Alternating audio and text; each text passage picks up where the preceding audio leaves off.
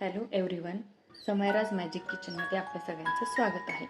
आज आपण बघणार आहोत गव्हाच्या पिठापासून बनणारा गोड पराठा. सगळ्यात पहिले आपण साहित्य बघू.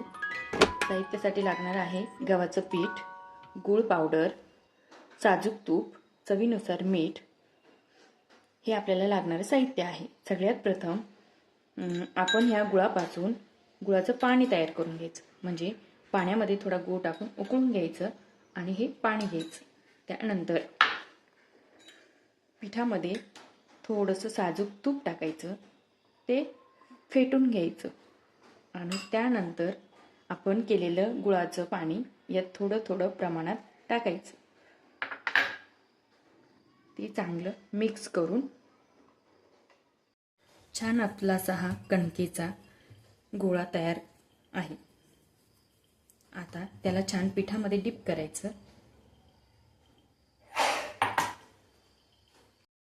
पिठामध्ये छान डिप करून घ्यायचं.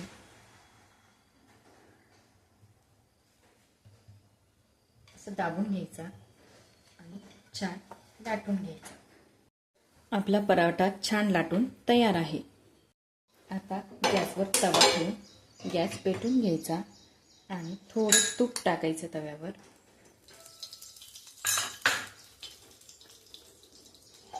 आणि पराठा दोघं साईडने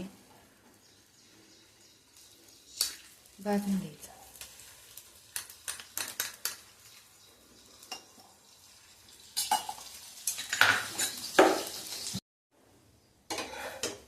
असं छान दोघं साईडने पराठा भाजून घ्यायचा. रेडी आहे आपला असा मऊसूर लुसलुशीत गुळाचा पराठा. हे तुम्ही बघू शकता कसा आहे आपला पराठा. एकदम आणि मुलांना आवडेल असा आहे. रेसिपी नक्की ट्राय करा. धन्यवाद.